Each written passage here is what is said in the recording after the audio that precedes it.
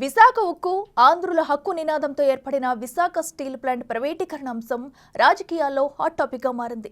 తాము అధికారంలోకి వచ్చాక ఎట్టి పరిస్థితుల్లోనూ ప్రైవేటీకరణ ఉండదంటూ కూటమి నేతలు హామీ ఇచ్చిన నేపథ్యంలో ప్లాంట్ బలోపేతానికి పనులు వెంటనే ప్రారంభించాలనే డిమాండ్ పెరిగాయట.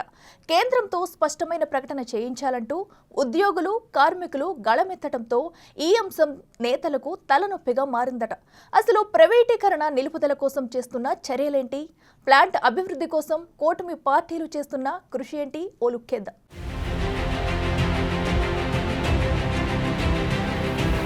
ఐదేళ్లుగా విశాఖ స్టీల్ ప్లాంట్ ఉత్పత్తిలో వెనకబడి ఆందోళనలతో ముందుకు కొనసాగుతోంది. కేంద్ర ప్రభుత్వం స్టీల్ ప్లాంట్ ప్రైవేటీకరణ ప్రతిపాదన తెచ్చిన తరువాత కార్మికులు, ఉద్యోగులు, నిర్వాసితులు ఆందోళన చేస్తూనే ఉన్నారు. మూడోసారి అధికారంలోకొచ్చిన బీజేపీలోని కేంద్ర మంత్రులు కూడా విశాఖ స్టీల్ ప్లాంట్ పరిశీలించి ప్రైవేటీకరణ ఉండదంటూ హామీ ఇచ్చారు. కూటమి అధికారంలో ఉన్నంతకాలం ప్రైవేటీకరణ అంశం ఉండదని చెప్పిన స్థానిక ఎమ్మెల్యే ఒక అడుగు ముందుకేసి అలాంటి పరిస్థితే వస్తే తాను రాజీనామా చేస్తానని హామీ కూడా ఇచ్చారు. స్టీల్ ప్లాంట్ మళ్లీ పునరుజ్జీవన దిశగా అడుగులు పడుతున్నాయి. అయితే దీని వెనుక ఉన్నది కేంద్రమా, రాష్ట్రమా అనే అంశంపై చర్చ సాగుతుందట.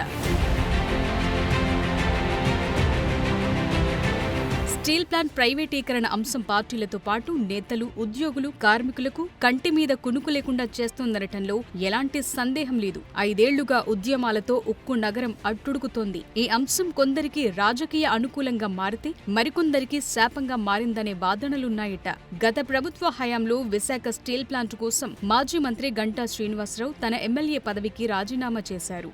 మాజీ మంత్రి గుడివాడ అమర్నాథ్ 2024 ఎన్నికల్లో గాజువాక నుంచి పోటీ చేసి ఘోర ఓటమి చెందారు. ప్రస్తుతం ఈ అంశం గాజువాక ఎమ్మెల్యే, టీడీపీ రాష్ట్ర అధ్యక్షుడు పల్లా శ్రీనివాసరావు మెడకు చుట్టుకుందట. స్టీల్ ప్లాంట్ ప్రైవేటీకరణ జరిగితే పల్లా శ్రీనివాసరావుకి పదవిగండం తప్పదనే వార్తలు వినిపిస్తున్నాయట. గత ప్రభుత్వాల మాదిరి కూటమి ప్రభుత్వం కూడా ప్రైవేటీకరణపై నాంచుడు ధోరణి అవలంబిస్తే కష్టాలు తప్పవని టాక్ నడుస్తోంది.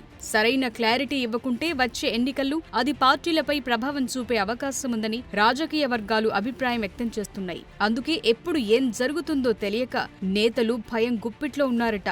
స్టీల్ ప్లాంట్ ప్రైవేటీకరణ అంశం అటు రాజకీయాల్లో కీలకంగా మారగా కేంద్ర, రాష్ట్ర ప్రభుత్వాలకు సంబంధించి అనేక మందికి ముడిపడి ఉందనే వాదనలున్నాయి.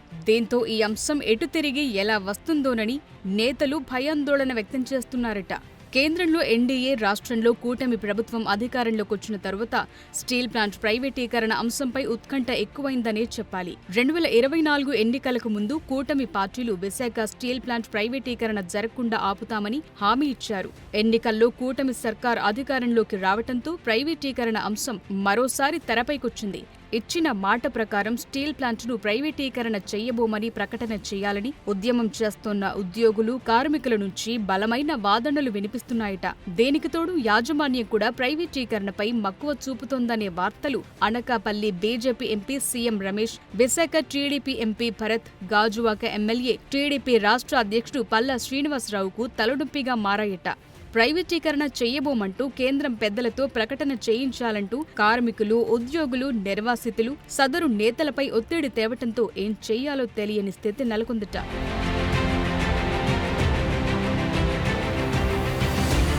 ప్రస్తుతానికి స్టీల్ ప్లాంట్ ప్రైవేటీకరణ అంశం టీడీపీ, బీజేపీ నాయకులకు పెద్ద గండంలా మారిందట. కేంద్రంలో ఎన్డీఏ ప్రభుత్వం ఏర్పడిన తరువాత ఉక్కు శాఖ మంత్రి కుమారస్వామి స్టీల్ ప్లాంట్ను సందర్శించారు. ఎట్టి పరిస్థితుల్లోనూ ప్రైవేటీకరణ ఉండదంటూ కార్మికులకు హామీ ఇచ్చారు. ఉక్కు సహాయ మంత్రి శ్రీనివాస్ వర్మ కూడా విశాఖ స్టీల్ ప్లాంట్ ప్రైవేటీకరణ జరగదని చెప్తూ వస్తున్నారు. కేంద్రంలో ఎన్డీఏ ప్రభుత్వం అధికారంలోకొచ్చిన వెంటనే 500 కోట్లు మంజూరు చేసి స్టీల్ ప్లాంట్ కోసం ఎస్బీఐ ద్వారా ఖర్చు చేయాలని నిబంధన పెట్టింది.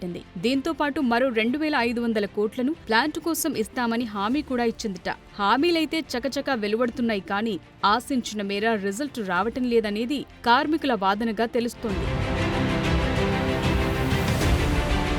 అవకాశాన్ని బట్టి స్టీల్ ప్లాంట్ను సెయిల్లో విలీనం చేసి ప్రభుత్వ రంగ సంస్థగా నడపాలనే ప్రతిపాదనుంది. కానీ అది నేటికి అమలు కావటం లేదని ప్లాంట్ ఉద్యోగులు, కార్మికులు ప్రశ్నిస్తున్నారట. మాటైతే ఇచ్చారు, కానీ పనులు మాత్రం జరగలేదని, ఈ అంశాన్ని సీరియస్ గా తీసుకోవాలనే డిమాండ్లు భారీగా వినిపించడంతో నేతలకు ఈ అంశం తలనొప్పిగా మారిందట.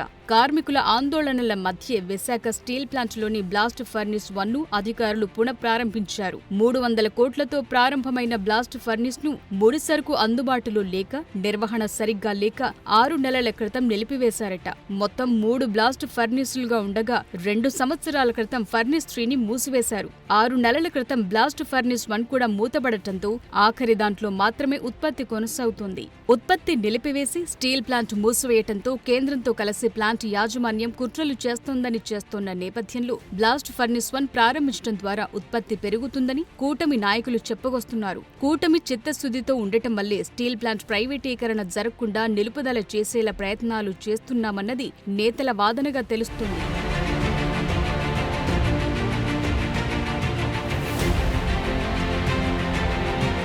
5 ఏళ్లుగా స్టీల్ ప్లాంట్ ప్రైవేటీకరణ అంశంలో అధికార ప్రతిపక్ష పార్టీల మధ్య తీవ్ర స్థాయిలో ఆరోపణలు వెల్లువెత్తాయి. ఒకరిపై ఒకరు తీవ్ర పదజాలంతో విమర్శలు కూడా చేసుకున్నారు. ప్లాంట్ ప్రైవేటీకరణ చేయాలని ఆలోచనకొస్తే తీవ్ర స్థాయిలో నిరసన దీక్ష చేపడతామని వైసీపీ ఉత్తరాంధ్ర జిల్లాల కోఆర్డినేటర్ విజయసాయిరెడ్డి ప్రకటన కూడా చేశారు. తాజాగా బ్లాస్ట్ ఫర్నిస్ 1లో ఉత్పత్తి పునఃప్రారంభం కావడంతో కూటమి నేతలతో పాటు ప్రతిపక్షంలో ఉన్నవారి కూడా ప్రైవేటీకరణ అంశంపై ఓ క్లారిటీ వచ్చేసిందనే టాక్ నడుస్తోంది. ప్లాంట్ ప్రైవేటీకరణ జరగకుండా నిలుపుదల చేస్తామని ప్రకటనలు చేసిన పార్టీలు ఆ హామీని ఎంతవరకు నెరవేర్చుతాయనే అంశం ఉత్కంఠగా మారింది.